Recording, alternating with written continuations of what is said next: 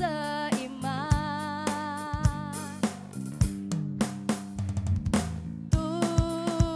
Tuhan Yesus telah satukan kita tanpa memandang di antara kita. Yo gandengan lagi. Bergandengan tangan dalam kasih, dalam satu hati berjalan. Boleh tunjuk 3 orang ya. Kaunya ada 3. Siap? Sip. Kau sahabatku 3 kali ya. Kau saudaraku, tiada yang dapat memisahkan. Sekarang tunjuk 5 orang. Kaunya ada 5 kali ya. 1, 2, 3. Kau. Aduh. Kau saudaraku, tiada yang dapat memisahkan kita. Tunjuk lagi berapa ya? 2. Sip. Kau dan kau sahabatku, kau dan kau saudaraku, tiada yang dapat memisahkan kita. Oh, kau sahabatku, kau saudaraku, tiada yang dapat memisahkan kita. Katakan tiada yang dapat, tiada yang dapat memisahkan kita. Sekali lagi dengan sukacita katakan, tiada yang dapat memisahkan kita. Tepuk tangan bagi Tuhan Yesus, haleluya. Silakan duduk teman-teman, untuk acara selanjutnya saya serahkan ke Kak Esra.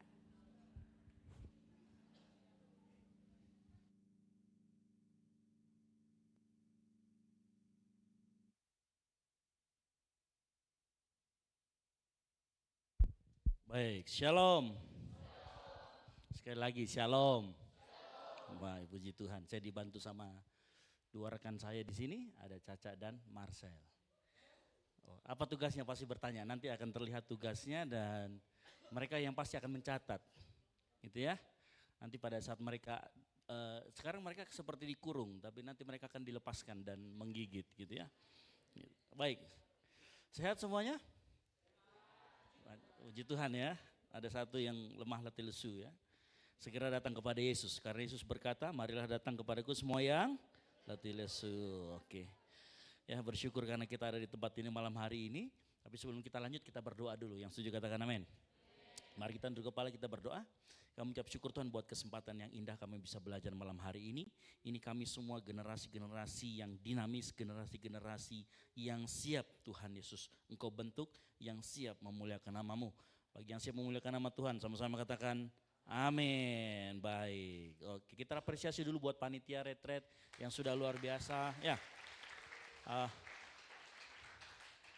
untuk memberi apresiasi tidak harus selalu sempurna. Yang setuju katakan amin.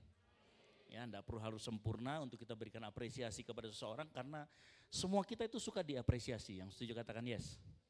Ya benar ya, semua kita suka diapresiasi, makanya coba lihat kiri kanannya, bilang kamu ganteng, kamu cantik gitu ya. Gitu. Ya, itu kita apresiasi orang sekitar kita. Yang belum ngomong-ngomong, yang belum ngomong-ngomong. Ya.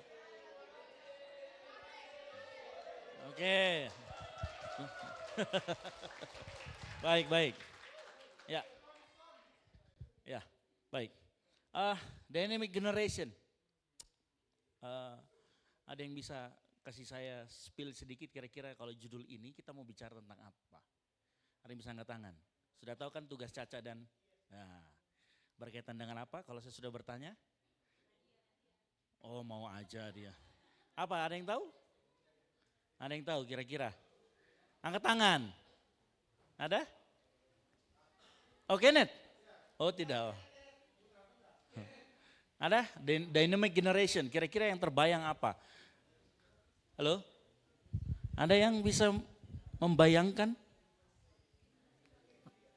Belum ada bayangan?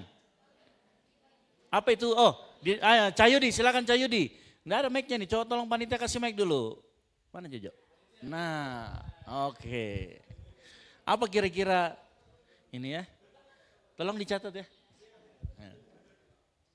Apa itu dynamic generation? Bayangannya kira-kira.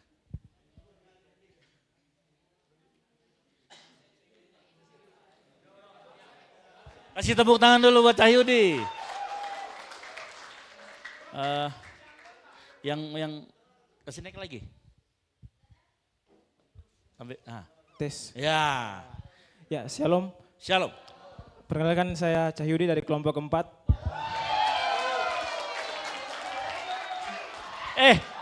Panitia sudah bilang belum bahwa ini ada peserta terbaik ada? Sudah? Oh, belum kan? Jadi sepanjang retreat ini akan ada sebuah hadiah yang paling bagus untuk peserta terbaik, baik cowok maupun cewek, benar ya? Ada ya, ada hadiahnya ya, itu dengar. Oke lanjut, silakan.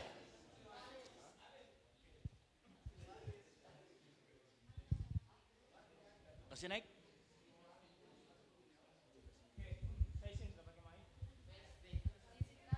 Cek. Tes, oke. Ya. Yang saya pikir untuk dynamic generation itu adalah generasi yang siap dengan segala perubahan atau yang selalu dinamis. Bisa relevan dengan kondisi zaman yang ada terhadap setiap tantangan yang ada. Bukan hanya di gereja, mungkin di masyarakat nantinya, dimanapun kita berada, bahkan saat kita lanjut kuliah, lanjut kerja, bahkan berkeluarga, kita tetap dinamis. Mungkin seperti itu. Terima kasih. Kasih tepuk tangan dulu. Baik, terima kasih. Luar biasa sekali, materinya sudah selesai, saya turun ya. Sudah dirangkum, kan begitu ya. Oke baik, kita sekarang coba perhatikan. Kata dinamis tadi itu dikatakan yang siap menyambut perubahan. Karena kata dinamis itu adalah sebuah karakteristik atau sifat yang nggak pernah diam. Ya, siapa di sini yang nggak pernah diam? Kalau yang saya lihat di pastor biasa Kiro nggak pernah diam. Ya, selalu ke kanan ke kiri gitu ya. Dia juga artinya generasi yang dinamis. Jadi beda pecicilan sama banyak generasi dinamis ya. Ya, generasi dinamis itu generasi yang tidak pernah tetap tetapi selalu berubah, bergerak. Ya.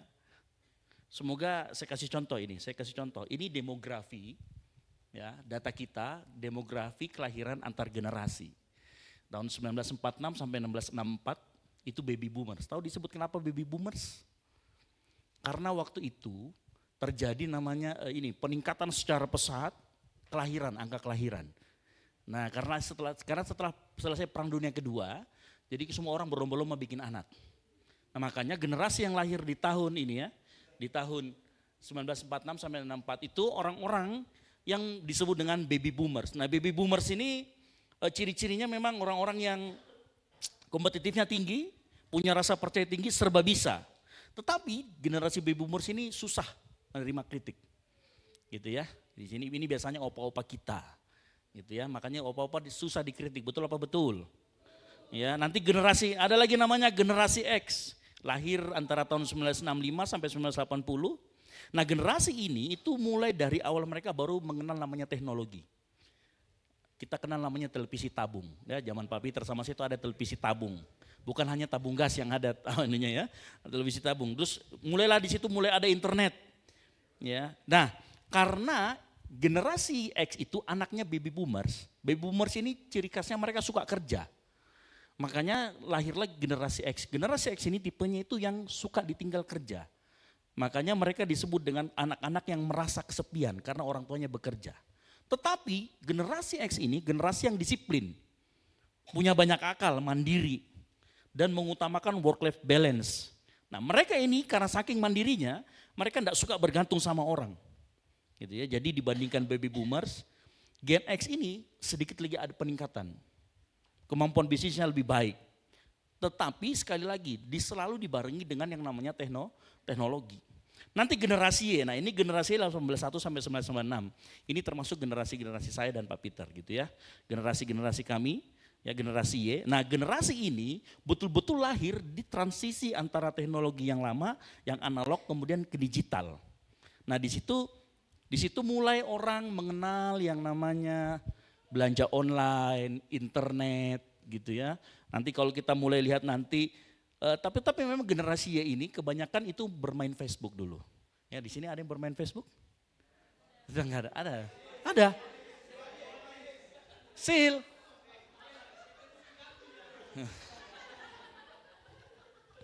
Tapi gini, generasi Y ini, generasi milenial ini ya, yang ini ya, yang 81 sampai sorry ini salah tulisannya gitu ya. Jadi generasi ini, generasi saya, generasi Y itu generasi yang terbuka sama perubahan. Makanya kami itu cepat membaur dengan generasi-generasi sesudahnya. Ya kayak saya Pak Peter begitu ya, open minded lah. Lalu kemudian nanti ada generasi Z. Generasi Z itu dari tahun mana catatan saya ini? Tahun 2000 sampai dari tahun berapa? 96 sampai dengan tahun 2000 gitu ya. Atau 2000 itu dipisahkan lagi, memang agak kecil gitu ya. Lalu nanti terakhir ada generasi Alpha. Nah semuanya kalau generasi Z itu dia lahir dengan handphone di tangannya. Ya. Betul apa betul? Lahir sudah ada handphone di tangannya. Gitu. Makanya tetapi ini lebih open minded lagi. Saking open mindednya paling gampang disesatkan. Iya, serius. Ini paling gampang disesatkan karena dikasih lihat aja sesuatu nanti diikuti nama dia. Apalagi generasi Alpha itu tahun 2011 sampai 2025 ini ada di kita. Ada yang 2012, 2010 gitu ya. Nah ini generasi Alpha. Nah generasi ini wah bukan main. Lebih. Walaupun belum kelihatan tetapi kelihatan mereka ini sangat teknologi itu melek banget. Gitu ya. Kita baru ketik abang dia sudah satu paragraf. Gitu ya. Dan penggunaan AI-nya sangat lincah. Ini generasi-generasi selanjutnya. Nah tetapi perhatikan. Kenapa saya harus perlihatkan ini? Tahu enggak bahwa dari generasi demi ke generasi, periode demi periode, mulai dari baby boomer sampai dengan generasi alpha, ada sebuah perubahan. Perubahan dari generasi ke generasi. Ya, dan ini selalu berhubungan dengan yang namanya teknologi, betul nggak? Semuanya itu selalu berhubungan dengan teknologi. Kenapa? Karena teknologi selalu diciptakan untuk mempermudah kehidupan manusia. Ya, teknologi selalu ada untuk mempermudah kita. Karena terus menerus berubah, maka dia menghasilkan generasi yang berbeda tiap waktu. Gitu ya, kalau kita lihat oma-oma kita kasih saja dia IG, dia tanya, IG itu makanan apa? Gitu ya. Kalau kita kasih oma kita, gitu ya. Saya saja tidak tahu, ternyata ya kemarin kayak saya bilang ya, velocity itu apa ya? Kami taunya di keyboard ada velocity, tapi ternyata yang begini-begini ya, kapan-kapan dilakukan lagi ya. Gitu ya. Makanya kemarin saya katakan juga di khotbah saya, selain Allah, satu hal yang tidak pernah berubah adalah perubahan. Satu hal yang tidak pernah berubah adalah perubahan. Nah perubahan itu kadang-kadang dipengaruhi oleh lingkungan, orang tua. Jangan salah, politik juga mempengaruhi ini kita loh. Coba tanya nanti Vero itu termasuk korban waktu di Ambon ya, kerusuhan Ambon, dia terpaksa mengungsi ke Manado. Itu juga mempengaruhi akhirnya. Lalu kemudian perkembangan teknologi ini juga. Makanya satu-satunya yang tidak berubah adalah Tuhan dan perasaan saya padamu, kan begitu ya. Coba lihat samping kiri kanan, siapa tahu ada yang pacaran kan gitu. Nah oke, perhatikan lagi. Begini, semuanya ini berkembang dengan pesat, dengan pertumbuhan ekonomi dan lain sebagainya. Karena begini, sebenarnya kita semua juga manusia itu manusia yang dinamis, setuju nggak? Kita pun sebenarnya dinamis. Kenapa saya harus memperlihatkan data ini? Kalau melihat urutan yang tadi saya ceritakan, sebenarnya gini, yang menciptakan generasi baby boomers dengan perkembangan teknologinya, dipengaruhi teknologi itu siapa sebenarnya? Manusia juga, benar nggak? Iya kan? Yang menciptakan ada generasi X, Y, ya manusia itu juga. Sebenarnya manusia punya peranan penting di dalam setiap generasi perubahan. Ya. Nah tetapi yang saya mau ajukan begini, pertanyaannya begini. Kita itu generasi pengikut perubahan atau generasi pembuat perubahan? Halo? Omong kosong. Kita itu generasi yang mengikuti perubahan atau generasi pembuat perubahan. Nah, ini permasalahan yang kita sering ketemu. Ini yang jadi pertanyaannya. Karena kenapa? Yang tadi saya paparkan semuanya itu ada dua oknum di sana yang bermain. Namanya manusia, tetapi satunya manusia yang mengikuti perubahan, tapi satunya manusia yang membuat perubahan. Nah, kita nanti mau berdiri di mana? Gitu ya. Ini pertanyaan besarnya buat kita semua. Jangan tegang begitu dong. Silakan kalau memang mau membagi. Nah, ini tugasnya dia. Cepat ya, 30 detik dari sekarang.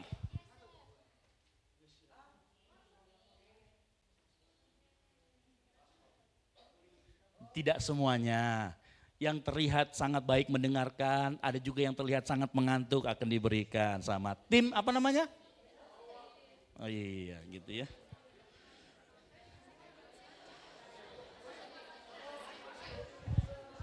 Yang paling semangat itu pasti dikasih. Sudah? Oke, kembali lagi. Gitu ya. Oke, kembali lagi. Nah, perhatikan lagi di depan. Nah, generasi yang dinamis adalah generasi yang bukan sekedar jadi pengikut, tetapi generasi yang membuat perubahan. Ayo sama-sama katakan. 3, 2, 1.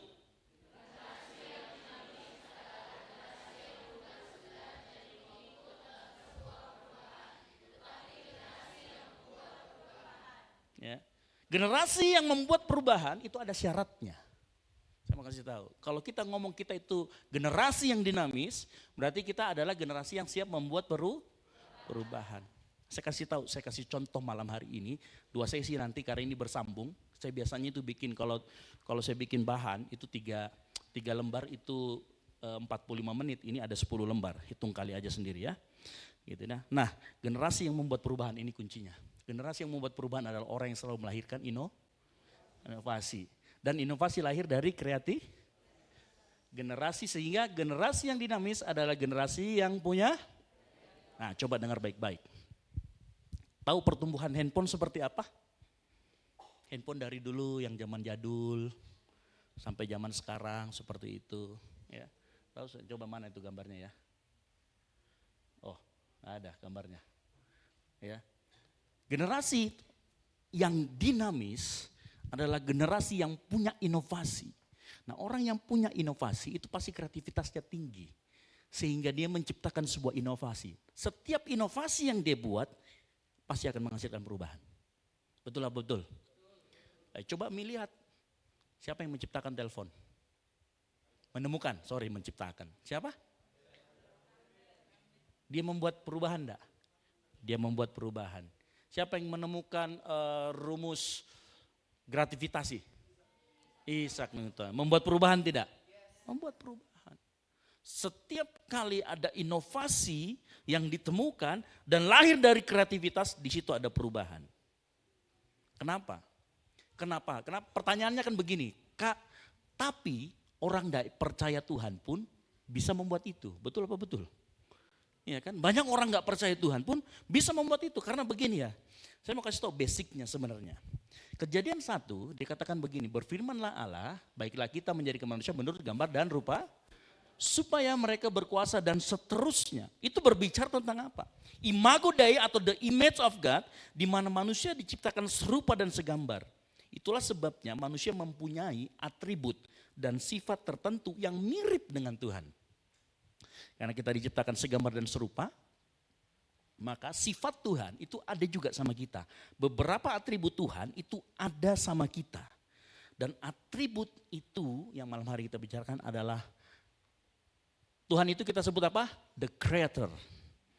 Maka dia punya yang namanya kreativitas. Dan kreativitas itu sebenarnya ada di dalam diri kita. Sama-sama katakan kreativitas.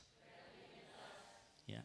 Jadi manusia itu karena memiliki gambar dan rupa Allah, punya juga atribut yang namanya kreatif. Sehingga nanti kreatif ini akan melahirkan inovasi. Inovasi ini yang akan menghasilkan perubahan demi perubahan. Nah, saya nggak mau retreat ini kita pulang dari tempat ini, kita orang yang biasa-biasa saja. Karena setiap orang yang melahirkan inovasi dari kreativitasnya itu bukan orang yang biasa. kita lihat ada satu orang yang kita, mungkin siapa Menteri Pendidikan sebelum yang sekarang? Apa perubahan yang dia bikin? Grab, ojek online. Itu membuat perubahan. Dia membuat pola hidup kita berubah. Yang saya dulu beratnya segini tambah berat lagi karena sering pesan GoFood. Iya. Bayangkan betapa dia punya inovasi mempengaruhi kehidupan kita ini. Yang mager tambah mager. Tetapi ada juga yang dimudahkan karena kenapa? Mesan sesuatu sekarang lebih mudah. Lalu kemudian sekarang orang sudah berlomba-lomba mengonlinekan segala sesuatu. Itu perubahan. Orang-orang seperti itulah orang-orang yang harus kita lihat. Karena kita masa depan kita harusnya begitu juga. Yang setuju katakan amin. Karena saya mau kasih tahu, kita itu punya gambar dan rupa Allah. Cuman begini, saya kasih disclaimer. Kemampuan kita, karena kan kita punya atribut, tetapi atribut kita terbatas. Kenapa terbatas? Karena kita ini debu dan tanah, makanya kita itu terbatas. Apa maksudnya terbatas? Walaupun kita punya kreativitas, tetapi kita terbatas. Ingat, manusia itu hanya sebatas penemu, sama-sama katakan penemu. Bukan pencipta. Kalau penemu itu menjadikan dari bentuk yang satu kepada bentuk yang lain. Contoh, misalkan ini nih meja. Bentuk aslinya apa? Kayu. Manusia punya kreativitas, dijadikanlah namanya meja ya. Betul ya. Manusia tidak bisa menciptakan dari yang tidak ada menjadi ada. Tetapi dia memiliki kreativitas untuk menjadikan apa yang ada mempunyai nilai tambah lebih. Contoh kalau kita pergi ke restoran, ya, misalkan cuman gini, telur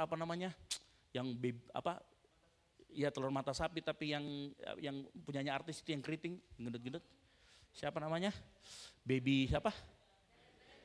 Iya itu ya, dia cuman ngolah telur loh, tapi omsetnya puluhan juta dan orang suka dengan itu. Kenapa? Karena dia berhasil melakukan yang namanya apa? Kreativitas dengan telur, diolah dengan lebih lanjut, kemudian menjadi makanan yang lebih enak. Makanya tepuk tangan dulu buat cooking ministry. Kenapa? Iya kan? Karena dia mengubah makanan tadi, sayur, apa yang kita tadi makan, sop, kentang semua, dipotong, diolah dengan sedemikian rupa sehingga bisa menjadi sesuatu yang bisa kita makan. Nah manusia begitu. Tuhan bisa menciptakan dari yang gak ada menjadi ada. Kalau kita dari yang sudah ada dinaikkan nilainya sehingga punya nilai jual yang lebih. Contoh lagi jeruk.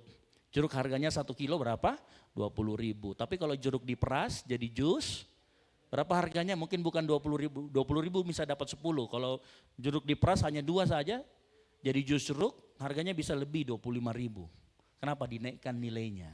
Nah itu manusia. Ya, manusia bisa membuat semua itu, tetapi ingat hanya menjadi penemu, gitu ya. Nah tadi saya sudah katakan kan, kita itu gambar dan rupa Allah. Kita punya daya kreativitas. Makanya coba perhatikan gini ya, saya buktikan lagi di dalam Kejadian 20. Di dalam Kejadian 2 ayat 20 dikatakan begini. Manusia itu memberi nama kepada segala ternak, kepada burung-burung di udara dan kepada segala binatang, tetapi baginya sendiri ia tidak menjumpai penolong yang sepadan dengan dia. Bayangkan Adam dan Hawa disuruh ngapain? Menamai binatang. Semua dia namai. Kalau bukan karena memiliki kreativitas yang tinggi seperti Tuhan, tidak mungkin dia bisa diberikan tugas itu. Apalagi nama ya. Nama kan tidak boleh sembarangan. Ada di sini bapak mamanya kasih nama sembarangan? Saya yakin tidak ada ya, namanya cantik-cantik semua. Napoleon ada? Mana? Leon? Oh enggak hadir ya. Ini saya mau tanya dia waktu memimpin Prancis bagaimana? Gitu ya. Ada lagi, Adam dan Hawa juga dipercaya untuk mengelola Taman Eden. Dan itu diperlukan yang namanya kreativitas yang tinggi untuk melakukan itu. Tetapi karena manusia punya apa tadi? Gambar dan rupa. Nah, waktu manusia jatuh ke dalam dosa. Roma 3 ayat 23 dikatakan semua orang telah berbuat dosa dan telah kehilangan Allah. Kita juga begitu. Karena manusia semua jatuh berdosa, akhirnya dengar baik-baik. Yang harusnya tadi kreativitasnya tinggi, maka fungsinya, tujuan kreativitas itu kemudian menjadi menurun. Ingat, kemampuan kreativitas kita tidak pernah diambil, hanya kualitasnya menurun. Makanya gini, karena dosa kita kehilangan standar kemuliaan Tuhan. Tadi apa Roma 3:23? Semua orang telah kehilangan kemuliaan Allah, telah berdosa dan telah kehilangan kemuliaan Allah. Karena dosa, standar kreativitas kita yang tinggi menjadi rendah. Tujuannya menjadi rendah, segala menjadi, dan kualitasnya pun tidak seperti kualitasnya Tuhan. Makanya kadang-kadang kita bikin telur mata sapi, ya, kuningnya itu kemana-mana. Kalau yang kreatif kan kuningnya tetap di tengah, yang kalau dipotong agak mengalir sedikit, kan begitu ya. Biasa seperti itu, karena kualitasnya menurun akibat dari dosa. Dosa kemudian menjadi penghambat manusia untuk mengeluarkan potensi dan kreativitasnya yang sesuai dengan kehendak Tuhan. Ini dosa. Masalahnya dosa. Bahkan dosa itu mengkorupsi kreativitas yang Tuhan tadi sudah berikan. Apa maksudnya mengkorupsi? Tujuannya salah. Gini, orang berkreasi itu pakai imajinasi, benar gak sih? Zaman dulu orang kalau mau temukan, mana dulu orang pernah berpikir bahwa handphone itu ditaruh di telinga begini. Ya kan, saya dulu berpikir handphone ditaruh di ini, kan gak mungkin. Ya kan? Tetapi karena kemudian ada dosa, maka yang terjadi adalah kreativitas itu dikorupsi, bukan hanya tujuannya. Tetapi kadang-kadang kreativitas kita dipakai buat yang namanya ngakalin orang. Betul apa betul? Di tempat saya absen. Absen kan dulu pakai sidik jari yang begini ya. Saking kreativitasnya manusia, dulu kami pakai silikon. Karena memang saya juga pelakunya. Gitu ya. Jadi kami dulu itu pakai silikon, karena kan ini jadi ditempelin silikon di sini supaya tercetak sidik jari kita. Nanti kita titip sama CS.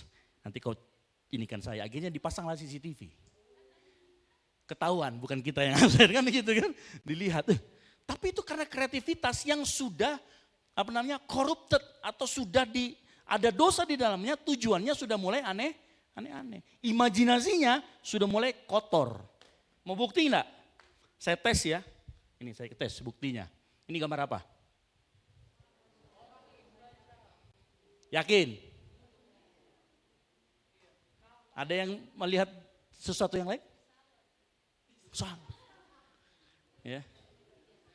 Oke, masih ringan ya. Tapi saya yakin ada sudah mulai naik gitu ya. Nah, coba.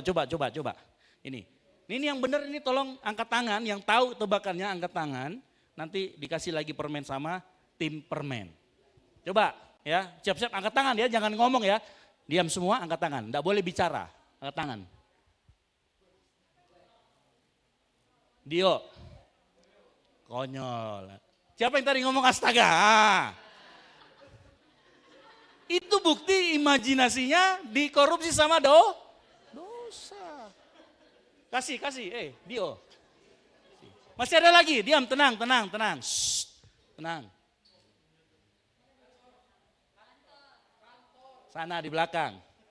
Betul. Lagi ya. Kiro. Hah? Salah. Grace.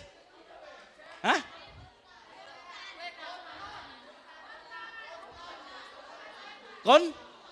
Kontan. Betul. Salah. Kontan yang betul. Iya.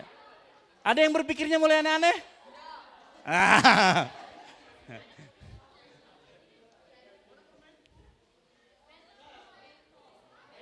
Betul sekali, kasih. Caca cepat dong. Tadi siapa yang tadi menjawab? Gekel sama Andika. Oh sudah. Apa? Andika. Bentol, betul. Sekarang saya mau tanya, ada yang pikirannya lain-lain? Nah, enggak ya. Enggak usah ngaku, saya tahu dari mukanya kan gitu ya. Oke, sudah? Dengarkan baik-baik. Waktu kita melihat tulisan itu, kita pasti terbayang sesuatu yang lain, betul apa betul? Ya, kita mengakui saja ya, saya nggak ngajarin salah. Tetapi itu bukti bahwa dosa itu apa? Mengkorupsi imajinasi kita, betul nggak? Dia mengkorupsi, sama kreativitas kita juga Korup jadi kreativitas kita menjadi kreativitas yang salah. Ya. Ada yang menggunakan kreativitas untuk hal-hal yang jahat.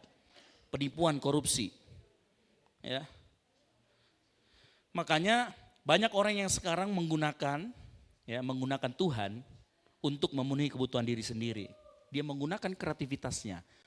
Contoh yang paling nyata kalau di gereja itu bisa loh.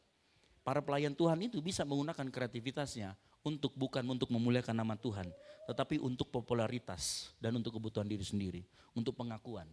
Banyak yang seperti itu. Kenapa? Karena kreativitasnya dikorupsi atau terkorupsi oleh namanya dosa.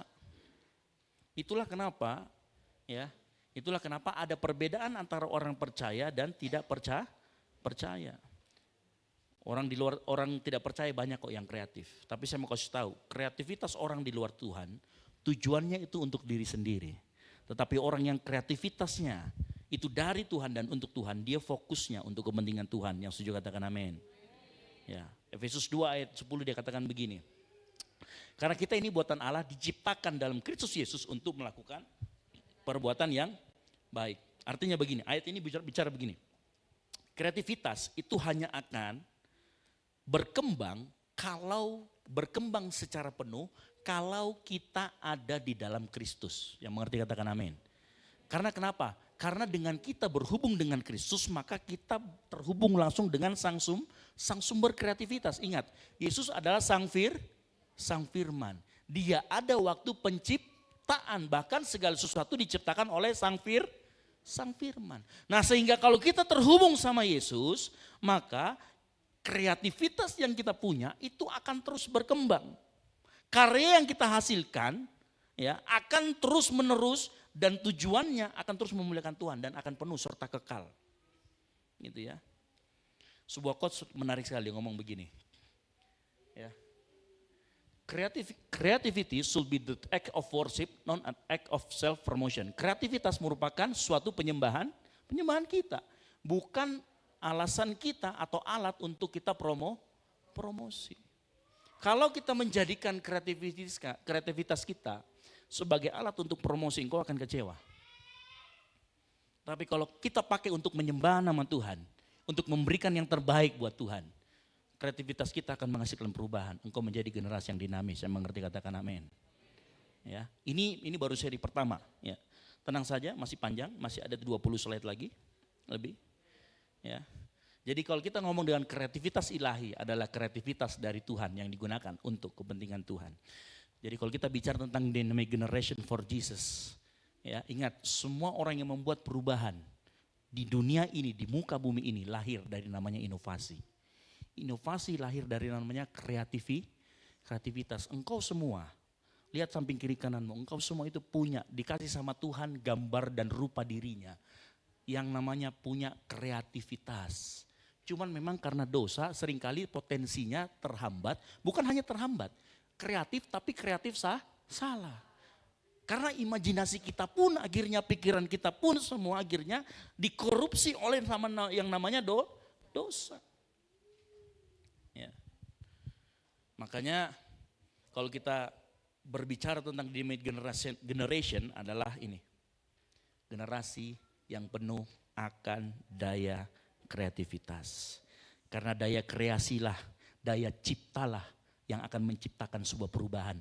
Bahkan bisa mengubah sejarah. Ya. Sebaliknya, kalau kita nggak punya kreativitas, karena dosa tadi, menyebabkan kita bosan sama hidup kita. Ada yang akhir-akhir ini mulai bosan sama hidupnya. Saya yakin kau melakukan sesuatu yang rutinitas terus menerus. Baik itu dalam studi kita, pekerjaan kita, keluarga. Tidak ada kreativitas membuat kita mudah terjebak di dalam rutinitas. Siapa di sini akhir-akhir ini kehilangan antusias lagi untuk mohon maaf, untuk kita melakukan kegiatan. Pokoknya istilahnya mager total. Itu kenapa? Karena kreativitasmu sedang dibendung oleh sama yang namanya dosa. Gitu ya. Siapa di sini yang kalau disuruh bikin makalah, dia cari makalah seniornya dan copy paste kerjanya? Halo? Siapa di sini harusnya begini ya, kalau kamu punya daya kreativitas, Kamu kan punya gambar dan rupa Allah dalam dirimu, kita kan punya itu. Kalau kita menghadapi tantangan, tantangan itu harusnya membuat kita semakin kreatif. Tetapi kalau kita tidak bisa kita korup dan dosa itu yang menggerogoti, maka pada saat kita, siapa di sini kalau ketemu tantangan takut duluan, tidak mau dihadapin. Itu kenapa? Karena kreativitas kita ditekan sama yang namanya dosa. Gitu ya. Makanya, tetapi saya mau kasih tahu, kreativitaslah yang kita butuhkan untuk memutarbalikkan keadaan. Tapi saya mau tahu, kalau saya ngomong kreativitas, ini bukan ranahnya seniman. Jangan kira kreativitas itu hanya punya seniman. Karena kalau kita ngomong kreatif, orang kreatif itu harus orang yang nyeni. Salah. Kita semua. Karena kita itu diciptakan dengan gambar dan rupa Allah. Makanya kita punya kemampuan untuk berkreasi dan berimajinasi. Saya mau kasih tahu. Imajinasi adalah permulaan dari kreativitas. Rasa ingin tahu adalah bahan bakarnya. Potensinya adalah sesuatu yang Tuhan berikan untuk kita kembangkan. Yang ngerti katakan amin. Ya. Nah kita itu punya semuanya. Hanya kadang dosa, kembali lagi dosa. Nah apa itu potensi? Kita lanjut. Potensi yang diwujudkan dalam tindakan akan menghasilkan inovasi. Kalau potensi kita tidak pernah kita gali, makanya begini ya. Makanya di gereja itu salah satu tempat untuk kita bisa mengembangkan potensi kita. Engkau boleh di gereja itu boleh mencoba-coba pelayanan yang ini, yang ini, yang ini, yang ini. Kalau sudah nemu yang pas, pegang saja 2. Karena kalau kebanyakan 3 nanti tipes. Itu ya. Halo, serius. Coba saja semuanya. Kak, saya coba nyanyi dulu. Boleh, nyanyi. Tapi kayaknya saya gak cocok nyanyi, Kak. Kalau gak cocok nyanyi, coba cooking. Enggak apa-apa. Coba terus, ternyata saya cocok di cooking, Kak. Karena kalau saya masak, teman-teman bilang enak. Silakan dicoba semuanya. Semua agar potensi yang Tuhan berikan bisa kita ketahui. Tetapi harus ada tindakan. Nah, harus ada tindakan di sana.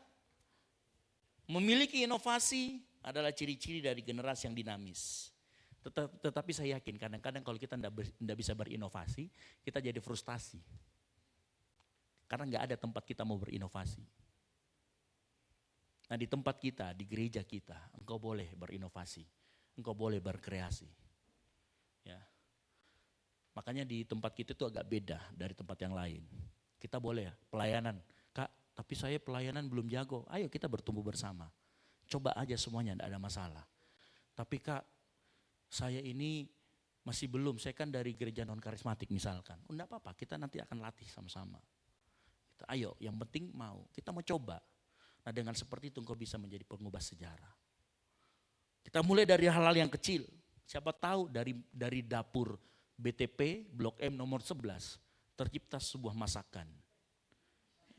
Ya. Yang namanya mendunia. Ya kan? Namanya kulit ayam sambalado. Apakah namanya gitu ya kan? Siapa tahu kan begitu. Halo? Bisa jadi. Ya. Gitu. Tapi coba semuanya. Gitu.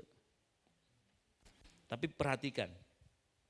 Yang namanya potensi itu butuh yang namanya waktu. Halo? Potensi itu butuh waktu dan proses yang panjang. Supaya potensi yang kita punya itu jadi keahlian. Halo? Betul apa betul? Kalau kau sudah menemukan menyanyi itu kesukaan saya, Kak. Nari. Kayak Daniel suka sekali nari. Ya kan? Butuh waktu. Saya rindu suatu saat di tempat kita itu ada penari tapi cowok kan begitu ya. Yang gerak gitu-gitu. Halo? Ya kan? Loh, nari itu gak hanya cewek loh. Cowok juga bisa nari. Ya kan? Saya juga bisa gerakan Agnes Monica. Gitu kan? Tapi saya kasih tahu, ya, tapi butuh waktu dan proses supaya itu jadi keahlian. Nah kita mau nggak sama waktu sama prosesnya? Prosesnya nggak mudah loh. Waktunya nggak cepat loh. Di tempat kita aja, di tempat kita jangan berpikir kalau sudah naik di atas mimbar, sudah bisa WL, sudah bisa singer dan lain itu udah jago. Enggak. Di tempat kita jangan pernah merasa puas karena kita dibalik. Bukan sudah jago baru naik. Tetapi waktu naik kita asah terus supaya apa? Jadi ahli. Itu. Makanya kalau ada mental-mental yang kalau wah yang penting saya sudah naik jadi singers, yang penting saya sudah naik jadi WL sudah puas. Jangan punya mental seperti itu di gereja. Karena di tempat kita itu tidak pakai audisi. Karena saya yakin kalau kita pakai audisi 90% gak ada yang lolos. Serius. Kalau kita pakai audisi 90% gak ada yang lolos. Karena tuntutannya tinggi. Tapi di tempat kita kasih karunia banyak. Tapi karena kenapa? Karena saya tahu kita kalau mau mengolah skill, mau mengolah potensi yang Tuhan sudah berikan itu butuh waktu dan proses. Dan harus kita bersabar dengan itu. Jalannya tidak mudah, yang setuju katakan amin. Ya, jalannya, banyak tantangan. Banyak sekali tantangan. Bukan hanya 1 dan 2. Tantangan yang paling besar biasa dari masa lalu. Halo? Dari masa lalu kita seringkali takut. Karena di masa lalu pernah mungkin diejek sama orang. Baru menyanyi lagu, jam aku deh, pals. Kita langsung drop. Gitu ya. Tapi saya senang ada beberapa orang di sini yang kalau misalkan lagi latihan, saya tegur langsung dari bawah gitu. Masih ada sampai sekarang. Kuat mereka. Iya kan? Kenapa? Karena mereka tahu dibutuhkan waktu dan proses yang panjang untuk mengasah kemampuan menjadi sebuah keahlian. Dan saya kasih tahu, orang yang ahli itu nggak pernah namanya nggak punya pekerjaan. Dia akan dicari orang. Orang yang ahli itu nggak pernah namanya sepi. Sepi kerjaan, dia akan selalu dicari orang. Dia akan namanya full jadwal. Makanya ciri orang dinamis itu orangnya tekun, disiplin, tidak cepat menyerah. Itu generasi yang dinamis. Dia bisa terima teguran, dia bisa diproses. Itu generasi yang dinamis. Karena dengan seperti itu kita menjadi orang-orang yang relevan. Orang-orang yang siap berubah. Orang-orang yang mau terus di-upgrade.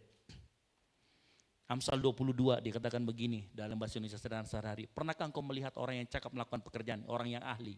Orang itu akan dipekerjakan di istana raja-raja, bukan di rumah orang biasa. Kenapa?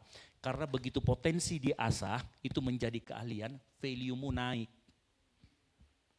Dulu kalau kita mengasahnya, ya di awal-awal mungkin kita mohon maaf kalau misalkan dihargain cuma 50.000.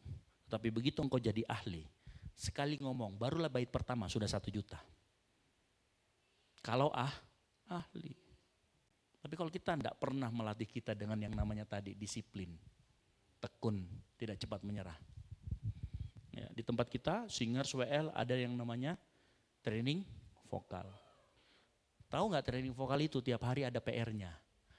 Disuruh bongok-bongok itu teriak-teriak. Pakai ini, terus dikirimin sama gurunya tiap hari. Nanti gurunya akan lihat. Oh ini dikasih love, ini dikasih senyum biasa, atau dikasih menangis. Itu artinya apa? Kita sedang dilatih. Ya. Kalau kita mau jadi pembuat sejarah, ada banyak orang yang berbuat sejarah, dia perlu tekun. Thomas Alva Edison, dia menemukan bola lampu setelah percobaan yang keberapa? Banyak. Ya, ada banyak sih ceritanya itu nggak benar juga kalau mau 1000 apa enggak.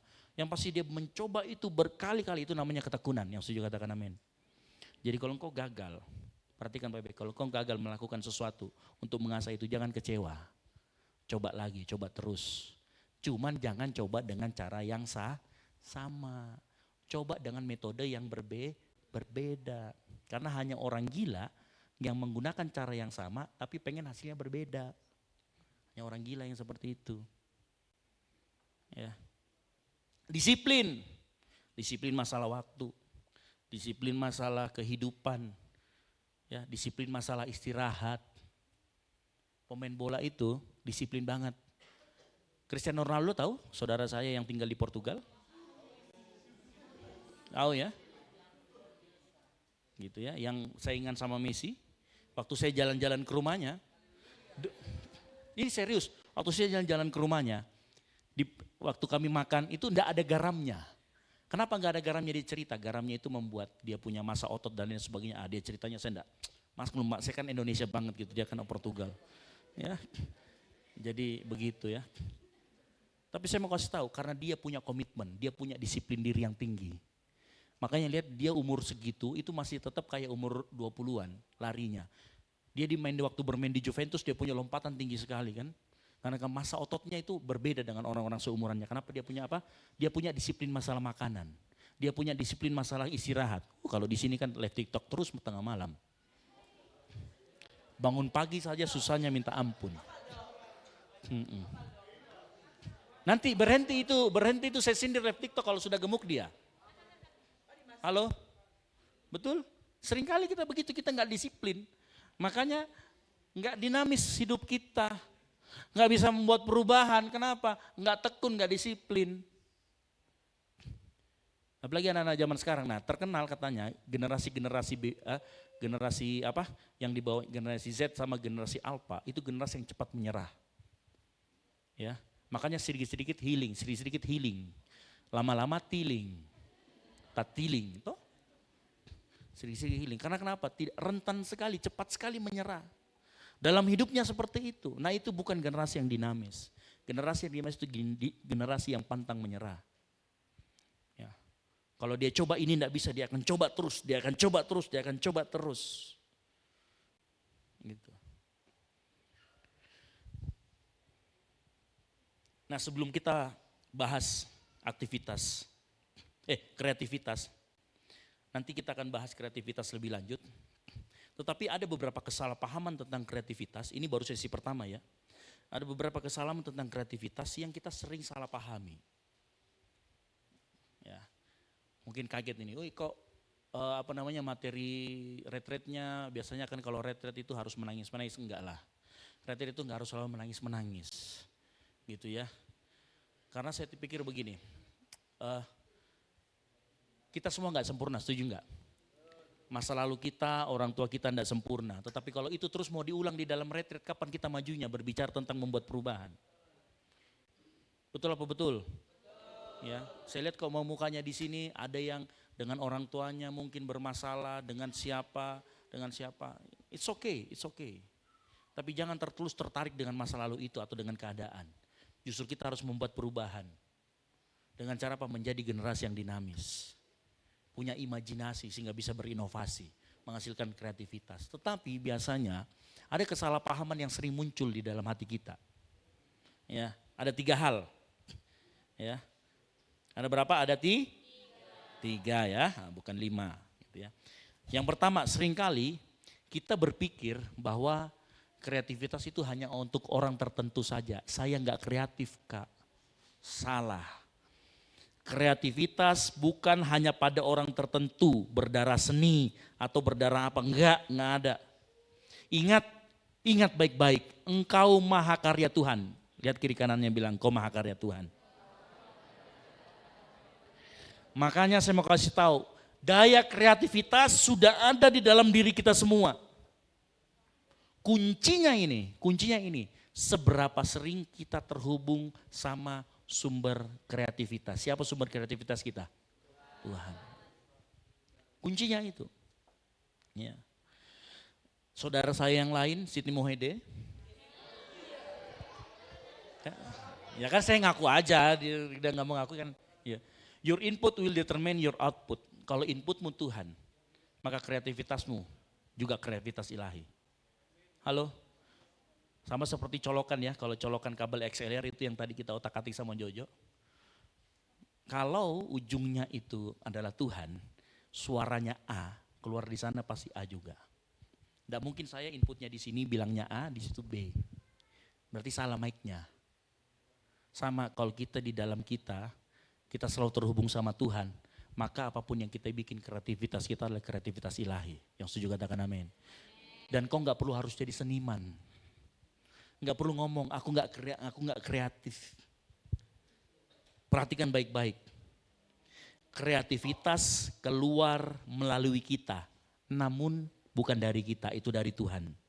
Kreativitas ada di dalam kita, namun bukan milik kita. Semuanya datang dari Tuhan. Kuncinya adalah terhubung dengan Tuhan. Di mana saja dan kapan saja. Ambil ide, inspirasi. Ya. Hujan pun bisa jadi lagu. Iya. Hujan pun bisa jadilah laku. Kentut pun bisa jadi inspirasi. Loh, enggak percaya. Saya tadi melihat, kan saya cari-cari di internet. Ada enggak inspirasi tentang kentut? Ternyata kentut itu merupakan bahan bakar untuk membuat kompor menyala. Ya, jadi kau bayangkan saja kalau di bawah ada orang kentut-kentut 20 orang berjejer.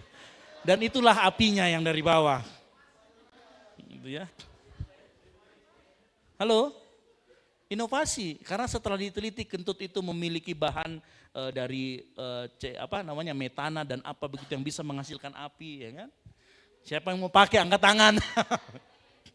Gitu ya, gas dari kentut. Gitu. Tapi saya mau kasih tahu, ide dan inspirasi itu ada di mana saja, yang setuju katakan amin. Kita keluar lihat sandal bergeletakan, bisa jadi syair lagu, ya kan? Atau kalau kita punya daya kreativitas, ya, siapa tahu ada yang keluar dari pintu ini, lihat betapa berserakannya karena dia punya kreativitas dalam merapikan, dirapikan gitu ya. Tapi dibentuk dengan kata gol, si. Kreatif. Cepat coba nanti ya lakukan ya. Betul nggak? Kreatif, itu seperti itu. Ya. Kalau kita selalu terhubung dengan Tuhan. Makanya penting buat terhubung dengan Tuhan. Siapa di sini yang waktu-waktu, kita mau jujur ya, yang waktu-waktu dengan Tuhannya sudah mulai diabaikan. Kadang-kadang itu yang membuat kita mampet. Saya kalau lagi nggak ada bahan khotbah, ya boleh tanya sama maminya Dev itu, saya pasti keluar kamar, ngapain, pasti makan. Kadang makan itu langsung keluar ide. Ya makan itu, tapi saya makan jujur ya, kalau saya makan itu saya sambil berdoa. Atau sambil merenungkan. Jadi saya sambil makan, lihat Alkitab, gitu baca doa Tuhan. Itu terhubung dengan Tuhan. Makanya kelihatan dari perut. Efek sampingnya. Ya, apa yang bisa kita lakukan sehingga supaya kita terhubung terus dengan Tuhan. Saya juga punya kebiasaan. Saya selalu tahu walaupun saya seorang pengkhotbah, tapi saya juga harus diisi dengan firman Tuhan. Saya juga harus tahu terhubung dengan Tuhan. Melalui apa? Saya juga dengerin khotbah pendeta-pendeta yang lain. Saya nggak menutup diri dengan khotbah orang yang lain. Siapapun pendetanya. Nggak peduli alirannya, karena gini, nggak ada pendeta yang sepanjang dia khotbah itu 100% benar doktrinnya, nggak ada. Kadang dia kepleset gitu ya, kayak Bu Heni Kristianus, dia pernah kepleset masalah iman. Billy Mantova juga pernah kepleset, semuanya pernah kepleset, saya pun mungkin pernah kepleset. Tetapi ada khotbah yang lain itu bisa menginspirasi. Makanya inspirasi di mana saja, sepanjang terhubung dengan Tuhan. Nah ini yang penting buat kita semua. Kalau sumber inspirasinya kita dengan Tuhan, maka kreativitas itu tidak pernah habis. Perhatikan, Anda tidak dapat menghabiskan kreativitas. Semakin banyak kreativitas yang Anda gunakan, semakin banyak ide-ide akan muncul. Semakin banyak, itu sifat kreatif. Tetapi syaratnya apa? Terhubung terus dengan Tuhan, karena dia sumber kreativitas. Karena dia the creator. Ya. Semakin banyak kreativitas yang Anda gunakan, semakin banyak yang Anda miliki. Itu ininya kreatif. Nah kalau bayangkan, kalau kita punya kreativitas, kita terus gunakan. Itu jadi inovasi. Ya, saya cerita sedikit, di kantor saya dulu di Tanjung Priuk, saya disuruh ngelilingin lapangan kontainer yang luasnya mungkin ada kali 3 kilo, 4 kilo gitu ya. Dan harus catat satu persatu. Karena kepepet. Itulah momen di mana saya bisa ngoding membuat aplikasi Android. Saya sebenarnya tidak pernah, dan itu saya pelajari dalam waktu 6 bulan. Karena kepepet. Saya masih ingat waktu malam-malam itu, waktu itu maminya Dev masih di Makassar, saya pulang di Bekasi sendirian. Dan itu saya sedang kepepet, betul-betul kepepet karena aplikasi ini harus jadi, ditagih. Kan ditagih, kamu bisa bikin aplikasi? Bisa, padahal belum bisa waktu saya bilang. Kamu bisa? Bisa, kasih saya waktu Pak 6 bulan, ini sudah bulan keempat. Saya belum bisa apa-apa. Saya masih ingat saya tidur di sofa dengan komputer terbuka dan saya begini bilang, aduh Tuhan, apa yang saya mau bikin ini? Saya begitu. Karena saya begini, waktu saya belajar itu mampet, itu betul-betul berhenti di situ. Kok codingnya nggak jalan-jalan, kok ini aplikasi nggak jadi-jadi. Saya diem, saya berdoa. Itu asli betul, saya masih ingat itu jam-jam 2:30, jam 3 malam itu. Di ruang tengah, sambil depan komputer, saya begini nih, Tuhan, enggak jadi. Tapi waktu itu ada satu suara dalam hati saya, coba lagi yuk. saya coba jam 3 pagi. Saya coba lagi, dan entah kenapa, hanya karena satu titik. Dan titik itu saya temukan. Begitu saya jalankan, puji Tuhan, ini jadi. Semenjak saat itu, saya nggak pernah lagi punya yang namanya kendala terhadap namanya ngoding. Cuman sekarang kalau disuruh ngoding nggak mau. Karena saya sudah botak, mau gimana apa kabar kalau saya ngoding lagi kan, ngurusin gereja, ngoding apa semua kan. Jadi, dan jujur ya, karena aplikasi itu, saya dapat duit itu puluhan juta. Saya dapat duit dari situ itu, dari kantor Belawan 5 juta, Cikarang 10 juta, dikasih, maksudnya dikasih benar-benar dikasih karena kita developer. Itu karena jasa. Ya, kalau kita punya keahlian, duit ngejar kita bro. Halo? Makanya potensimu itu kita latih sama-sama. Potensimu itu kita latih. Semakin kreatif. Dan gini ya, kita tahu spreadsheet ya. Spreadsheet yang Google ya. Saya itu bisa membuat itu jadi database seperti MySQL. Seperti MySQL, jadi saya dulu itu pintar Google Apps Script. Jadi kalau kita mau bikin di mana di Google Spreadsheet itu kayak semacam database, ya kayak yang dibikin AutoCred kalau ngirim-ngirim email, itu saya bikin pakai ngoding natif. Itu saya bisa. Gitu ya. Bahkan di Indonesia yang menghubungkan, yang menjadikan spreadsheet itu sebagai database itu kalau tidak salah saya yang bikin tutorialnya pertama kali. Kapan-kapan lihat channel saya, cuman saya sudah pakai lagi channel itu. Itu saya yang bikin. Gitu. Setelah itu saya banyak ngajar orang. Karena ternyata dengan ngajar kita semakin tajam, semakin tahu. Cuma sekarang udah enggak lagi jujur. Karena kenapa? Karena saya sudah ada kesibukan yang lain. Dan ngoding itu betul-betul makan waktu. Gitu. Tapi itu saya pernah lakukan. Jadi sekarang kalau ada orang pesan aplikasi sama saya cuma ambil yang lama, saya cuma rubah kulitnya, saya rubah dalam, saya modifikasi sesuai dengan keinginan, baru saya post lagi. Terakhir saya ditawari lagi sama teman saya, dia sudah pindah di Lapangan Banteng itu Kementerian Keuangannya. Dia ngomong, Mas Esra mau ikut enggak ke sini? Saya bilang jangan, saya sudah di sini saja. Gitu ya.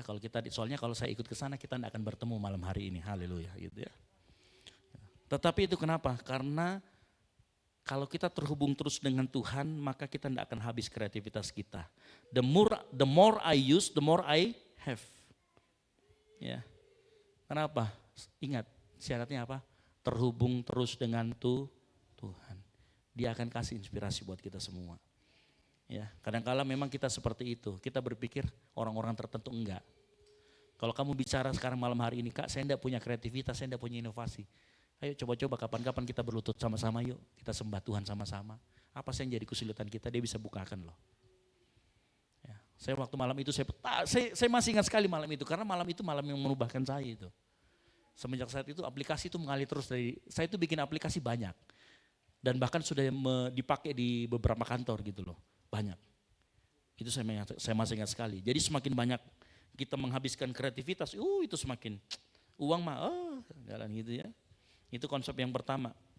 Gitu ya. Jadi kreativitas bukan hanya untuk orang tertentu, kita semua bisa sepanjang kita terhubung sama Tuhan. Apapun yang kita temui, apapun yang kita lihat, apapun yang kita sentuh, sepanjang kita terhubung sama Tuhan, itu bisa jadi sumber kreativitas kita. Yang setuju katakan amin. Jadi jangan bilang dirimu kamu nggak punya kreativitas. Makanya saya mau lihat nanti kalau Malan Penbat ya. Apa? Malan Penbat ya ada ya. Kita lihat kreativitas kita seperti apa. Saya mau, ya bukan saya sih, Tuhan mau Goal Sisi itu menjadi gudangnya kreativitas di Makassar. Yang mengerti katakan amin, kasih tepuk tangan dulu. Iya dong. Makanya nanti, ya saya enggak tahu ya, yang kalau kita yang kedatangan Yesua Abraham nanti di bulan 5, kan kita kedatangan Yesua Abraham, karena kita kalau kolaborasi sama komunitas Asiki dan Yaski, gitu ya, karena kita punya, gini kreativitas kita terbatasi, tetapi kita coba. Karena ya, kadang-kala kita begini, nanti yang ketiga itu poin yang ketiga, saya ceritakan, tapi gini, kenapa Tuhan kasih kita event? Jadi event kita yang menunggu itu 2. Satunya itu yang tanggal 9 Mei itu Yesua Abraham sudah fix. Lalu kemudian tanggal 6 Juni itu Frankie Kuncoro udah fix juga. Frankie Kuncoro itu kita agak main di kota sedikit, di Miko. Jadi nanti kita akan konser anak muda, 1000 anak muda di Miko. Frankie Kuncoro sebagai bintang tamunya. Nah, kenapa? Kadang-kala saya berpikir kenapa Tuhan kasih itu? Artinya begini, Tuhan mau yang bulan Mei harus berbeda dengan yang bulan Juni. Kita tuangkan semua kreativitas kita di sana, yang ngerti katakan amin. Makanya Tuhan, saya baru mengerti kenapa Tuhan waktu Natalan itu, Tuhan kasih kita 1.000 orang lebih untuk kita handle. Karena dia sedang persiapkan kita untuk bulan 5 dan bulan 6. Ya, dan itu butuh kreativitas kita, yang mengerti katakan amin. Kuncinya terhubung dengan Tuhan. Karena dia itu sumber inspirasi, sumber kreativitas kita. Nah, ada kesalahpahaman yang kedua. Nah, ini seringkali dilakukan oleh anak muda. Ya. Yang kedua adalah kesalahpahaman adalah kreativitas hanya ada dalam konsep think outside of the box. Apa? Biasanya orang ini out of the box gitu ya. Ini enggak sepenuhnya salah, cuman kita harus sedikit teliti baik-baik. Ini ada misleading di sini. Karena ada banyak orang muda ingin melakukan sesuatu out of the box. Benar apa betul? Ya, dibandingkan banyak anak muda yang suka out of the box padahal inside the box-nya belum dilakukan sama sekali. Halo? Kadang-kala anak muda lebih suka melakukan sesuatu yang tidak ada di tangan. Dia melihat orang lain.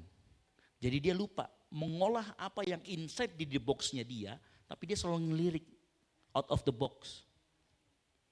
Ya.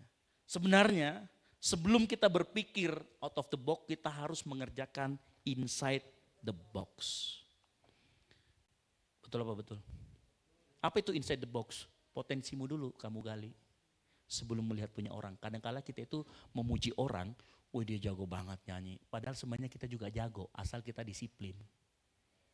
Serius. Saya melihat ada orang-orang kayak GG, Capa Putra, menyanyi bagus. Ya, jangan bandingkan sama Agnes Monica dulu. Kejauhan. Ya. Tapi bisa enggak? Bisa. Yang penting tadi apa? Tekun, disiplin, jangan pantang menyerah. Itu. Kadang-kadang kita enggak kerjakan yang apa yang inside the box kita. Kebanyakan kita tidak mau belajar inside the box. Karena kadang-kala inside the box kita membosankan, betul apa betul? Kadang-kala apa yang kita kerjakan inside the box kita, itu membosankan. Coba tanya ini yang sudah training vokal nih. Betapa membosankannya, gitu-gitu doang. Ininya cara pemanasannya. Tetapi itu harus dilakukan loh. Cuman saya tidak tahu yang sekarang itu pada lakukan atau enggak. Tetapi itu harus dilakukan. Ya. Saya mau kasih tahu, sebelum kita tahu jalan pintas, sebaiknya kita tahu jalan yang biasa, betul apa betul? Ya. Pernah enggak kita tiba-tiba, saya tahu jalan pintas, tapi jalan biasanya enggak pernah tahu, nyasar kok yang ada lama-lama. Tapi kalau kita tahu jalan biasanya dulu, maka nanti suatu saat kita akan tahu jalan pintasnya. Ya, Tuhan mau kita itu tidak selalu melihat apa yang ada di luar, tetapi lihat juga ke dalam. Tuhan mau kita manfaatkan dulu apa yang kita punya. Potensi yang Tuhan kasih, bakat yang sudah Tuhan kasih. Itu dulu yang kita kerjakan. Ya. Kalau sudah itu kita kerjakan, baru think out of the box. Yang ketiga, kesalahpahaman yang ketiga. Nah, ini juga yang paling sering. Dan tadi saya cerita tentang Yaski ya. Kadang-kadang kita itu kalau kerja sama orang, dia kan peraturannya biasanya syaratnya banyak banget ya. Benar gak sih? Nanti enggak boleh begini ya, kita harus maunya begini ya. Kalau kita melihat syarat itu atau peraturan itu, ya sebagai sebuah halangan untuk berkreativitas, maka kita punya pemandangan atau cara berpikir yang salah. Justru begini ya, ini poin yang ketiga kita masuk. Untuk menjadi benar-benar kreatif, tidak boleh ada peraturan. Ini salah paham. Saya mau kasih tahu kenapa salah pahamnya di mana. Banyak orang berpikir bahwa orang kreatif, mereka hidup itu tanpa aturan. Salah. Justru karena dia bertemu dengan aturan, maka dia dituntut untuk menjadi kreatif. Makanya kalau kita nanti kerja sama orang, sama sponsor, yang namanya sponsor ngasih kita uang. Kan begitu. Masa kita nggak ngikutin kemauannya? Ikutin, tapi kita harus buat lebih kreatif. Halo? Ya. Ini adalah kesalahpahaman. Banyak orang yang berpikir bahwa kreatif tidak ada peraturan. Saya mau kasih tahu. Kalau nggak punya aturan, maka kita bukan kebebasan namanya, tapi namanya anarki.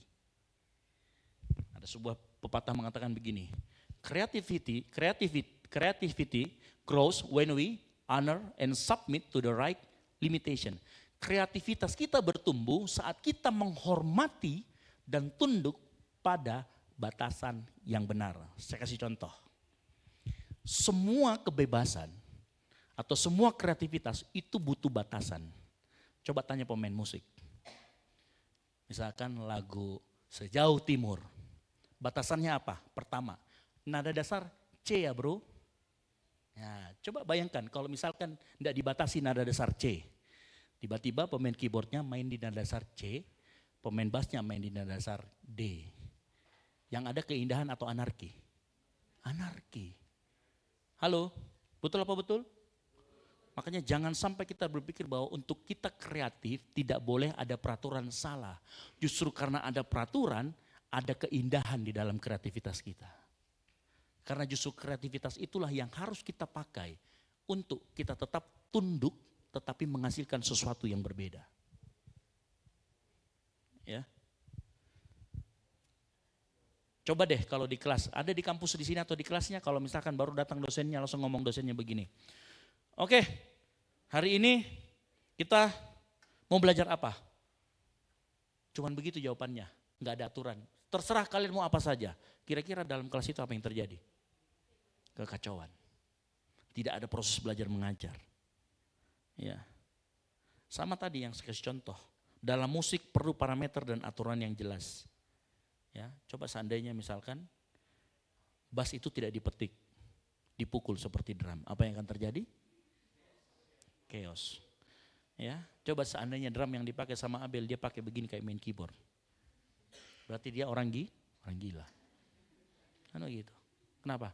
Karena ada peraturan cara pakai drum itu seperti apa, ketukannya ada seperti apa. Makanya begitu semua disatukan menjadi indah.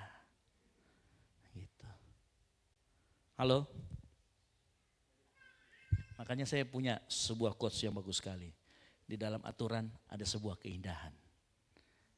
Ya. Jadi jangan mengira bahwa kreativitas itu selalu bertentangan dengan peraturan. Tidak. Justru kreativitas itu lahir karena adanya peraturan. Kita harus punya batasan supaya kreativitas itu lahir. Dan saat inovasi kreativitas itu lahir, engkau menjadi orang yang membuat sejarah.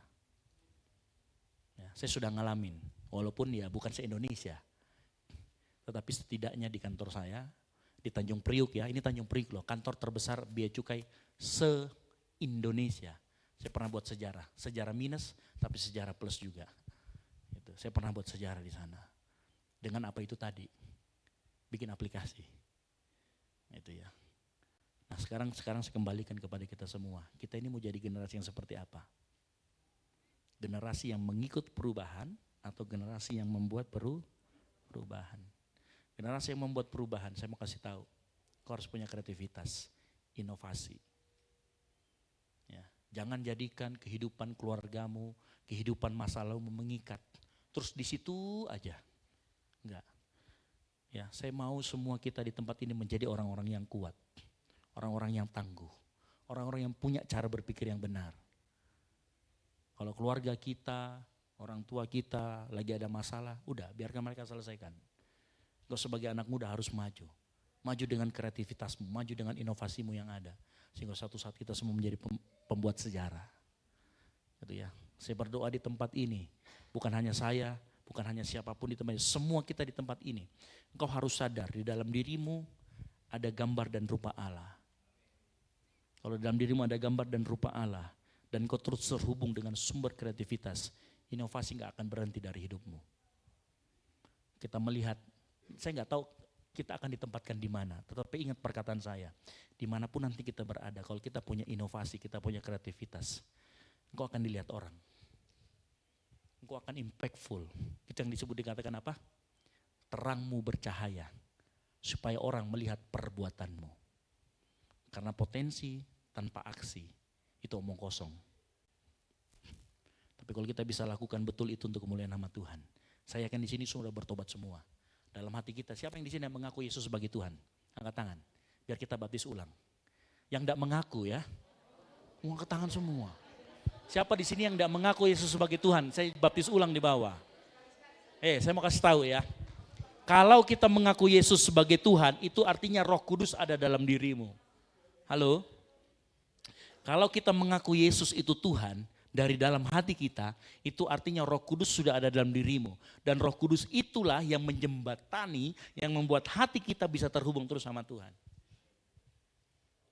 Ya. Makanya Roh Kudus di dalam dirimu itu jangan kamu sia-siakan.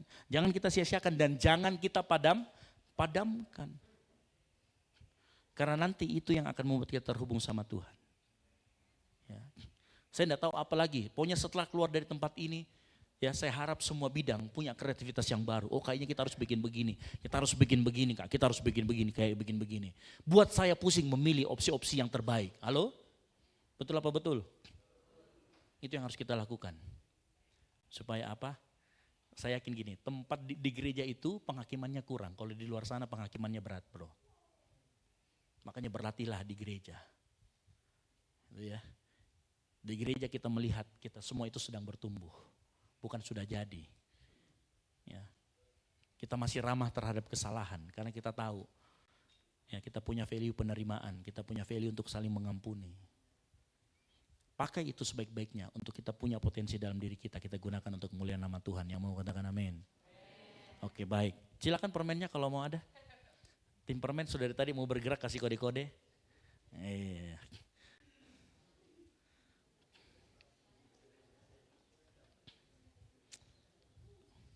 Saya sudah berbicara hampir 1 jam ya. Iya gak sih 1 jam ya? Oke lanjut materi berikutnya. Enggak ya. Baik itu kita sudah selesai sesinya, sesi yang pertama. Besok kita akan berbicara tentang kreativitas tetapi kita akan maju lebih lagi tentang materinya. Gitu ya. Tapi saya mau begini ya. Besok itu ada saraba. Besok ada saraba. Dan silakan besok mari kita bertanya mengenai kreativitas. Boleh yang ada pertanyaan. Besok kita saraba gitu ya, nanti saya akan kasih ayat-ayatnya, ayat-ayat yang kita akan bahas bersama-sama. Gini, kalau misalnya kita berbicara tentang saraba, ya besok pagi kita berbicara tentang doa pagi, saya lebih suka kita berdiskusi. Kenapa kita berdiskusi? Saat kita berdiskusi kita saling menajamkan pemikiran. Nah orang yang tajam pemikirannya itu bisa menganalisa sesuatu dengan tepat. Nanti kita akan belajar bahwa kreativitas itu merupakan sebuah solusi. Harus menjadi sebuah solusi dari sebuah permasalahan. Nah bagaimana kita bisa tahu masalahnya kalau kita tidak pernah bisa menganalisa. Makanya sering-sering ikut saraba supaya pemikirannya jadi tajam. Cara berpikirnya diperbaikin. Begitu, nah besok pagi ya. Nanti kita akan kasih ayat-ayatnya. Nah oke baik, karena ini sistemnya adalah sesi. Ada yang mau bertanya atau tidak? Oke terima kasih tidak ada yang bertanya ya. Oh ya. Ada yang mau bertanya tentang kreativitas, inovasi? Silakan, saya kasih kesempatan. Enggak ada, berarti saya yang bertanya. Ya. Di mana ayat? Enggak lah ya. Oke, simpan pertanyaannya buat besok enggak apa-apa. Besok kita akan saraba pagi-pagi di tempat ini. Boleh per kelompok, boleh sendiri gitu ya. Nanti kita juga akan kasih pertanyaan yang sifatnya tidak harus berbicara tentang dynamic generation, tapi karena gini, di dalam dynamic generation itu generasi kita itu punya banyak pertanyaan yang mungkin ada di benak kita. Nah silakan bertanya supaya kita bisa mengolah iman kita, bisa mengolah iman itu keraguan yang kalau kita punya keraguan sama iman kita harus di manage dengan baik. Salah satunya adalah bertanya. Jangan sampai tidak bertanya. Oke? Baik. Itu saja dari saya, kita tunduk kepala, kita berdoa. Tuhan kami mengucap syukur buat malam hari ini kami belajar bahwa kami ini adalah gambar dan rupa Engkau Tuhan di muka bumi ini. Oleh karena itu kami yakin dan percaya dalam setiap hati kami Engkau sudah menitipkan sebuah potensi bakat yang akan menghasilkan inovasi. Kami yakin dan percaya saat kami terhubung dengan Engkau, inovasi kami akan menjadi kreativitas. Dan kreativitas kami akan membuat kami menjadi pembuat sejarah. Menjadi orang-orang yang dipandang di dunia ini. Menjadi generasi terang, generasi yang impactful di hadapan-Mu Tuhan. Kami yakin dan percaya Tuhan malam hari ini Roh Kudus yang berbicara dalam hati mereka saat ini. Mulai menyadarkan bahwa mereka bukan orang yang biasa-biasa saja. Mereka adalah orang yang luar biasa. Yang siap dipakai Tuhan. Oleh karena itu malam hari ini hamba-Mu berdoa. Buat anak-anak kami di tempat ini Tuhan Yesus.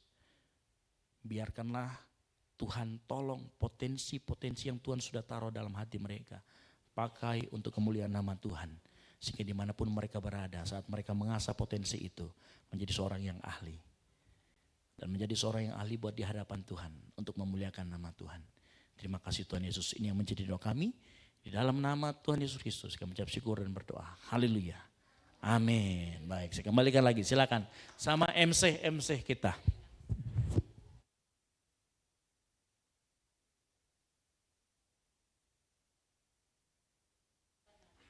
Oh, saya.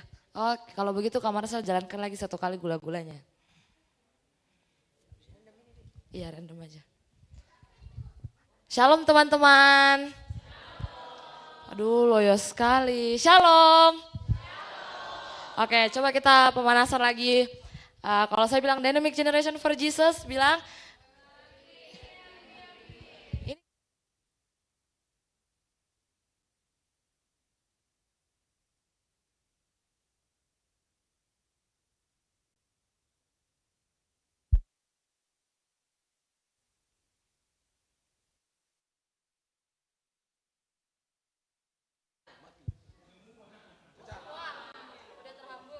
Tes, oke. Kalau jam segini tuh jam tidurnya Mika anak muda. Kalau lagi retreat begitu di. Tepuk tangan dulu buat Tuhan Yesus dong. Kenapa saya merasa kayak stand up comedy di atas sini? Teman-teman ini baru jam 9. Menurut pengetahuanku, kalau jam-jam segini itu adalah jam-jam kita sangat aktif untuk live tuh, live kata Kak Esra. Kita udah live tahu guys. Halo, say hi buat IG Ghost Sisi. Jam segini juga itu, tadi ada yang kudengar katanya kopi. Teman-teman konsumsi siap kan kah? Tidak. Jadi supaya kita lebih semangat sebelum kita beristirahat, kita mau main game sebentar. Boleh bangkit berdiri? Ayo dong yang semangat dong. Dynamic Generation for Jesus. Oke.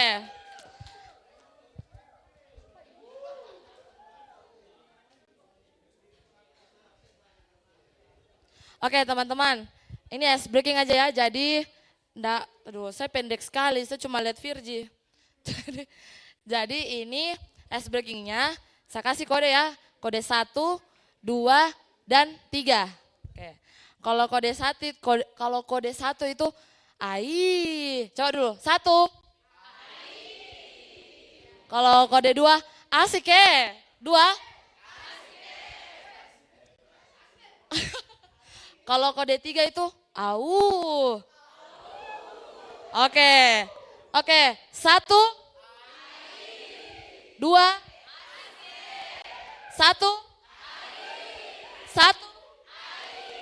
3. Tepuk tangan buat Tuhan Yesus dong.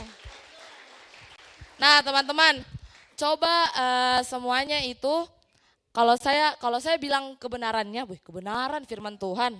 Kalau saya bilang yang benar, kalian bikin yang sudah sangat-sangat sering terjadi di acara-acara retreat. Jadi kalau saya bilang pegang telinga, ya oke, hampir terkecoh. Teman-teman panitia yang ada Kak GG, Kak Dimas, Kak Marcel, boleh diperhatikan teman-temannya nah.